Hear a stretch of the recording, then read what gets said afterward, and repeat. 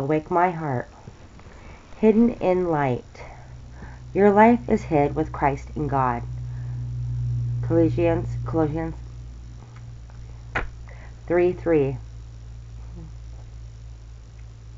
There is a peerless splendor in the concept of Christ as a life bearer of his people, ascending up through the heavenly spheres, far above all principalities and powers, even to the throne and the very heart of God.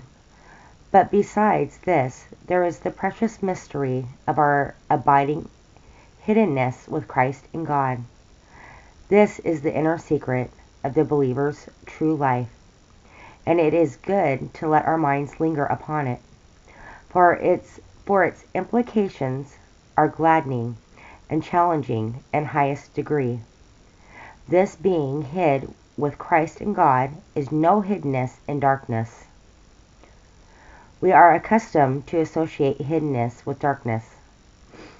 We think of the treasure hid in the field, of the lazy servant's talent hidden underground, of the fugitives in the apocalypse who endeavor to hide themselves in the dens and rocks of the mountains. And it is easy to connect the thought of hiddenness with darkness. Yet darkness is not indispensable to hiddenness, and certainly when we think of being hid in God, it is utterly foreign. And certainly when we think of being hid in God, it is utterly foreign, not as the gold in the dark earth, or the diamond in the alluvial deposit, or the emerald in the thick granite, or the pearl in the ocean bed. Is our true life hidden with Christ in God? We are hidden in light. Light hides as well as darkness. The sun, that great ball of flaming gases which gives our solar system its coherence, cannot be properly seen because of its own flaming brilliance. Even so, the glory of God is such that no man can see him and live. Christ is hidden in the light to which no man can approach. The glory blaze envelopes him. Some time ago, when hiking among the English Pennines, I climbed a high hill on which stands an old stone tower known as Heartsease Pike. The view, which usually repays the climb, was disappointing that day because of the dull, damp weather. A haze hung about the hills and obscured the view, so that only a short distance could be seen before the landscape lost itself in the drizzly gray void. The tower, a landmark for miles around, seemed unusually high that day, standing up in the monotonous gray overhead.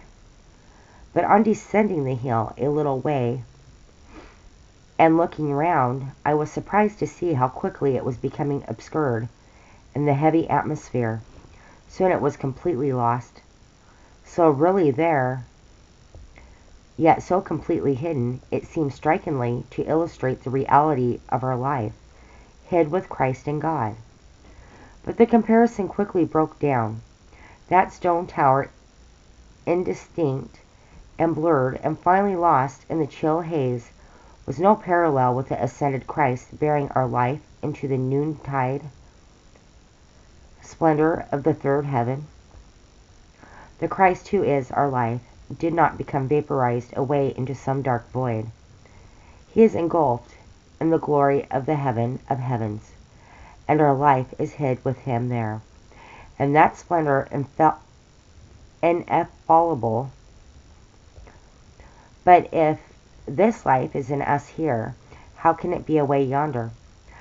Let our solar system illustrate. The sun is 93,000 million. Is that it?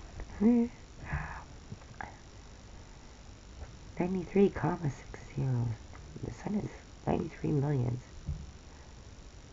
Thousands miles. 93,000 thousandths miles away. It is there. Oh, yeah. It is there, not here. The sun is 93 million miles away. Okay. 93, comma, 6 zeros. Miles away. It is there, not here. Yet see that wayside flower, the same sun in that flower, and in all the myriad flowers around the earth, or rather the sun's life is in them, without which they could not bloom. Even so, the heaven imparted new life is in all Christian believers, yet in its derivation, and sustenance, it is with Christ and God.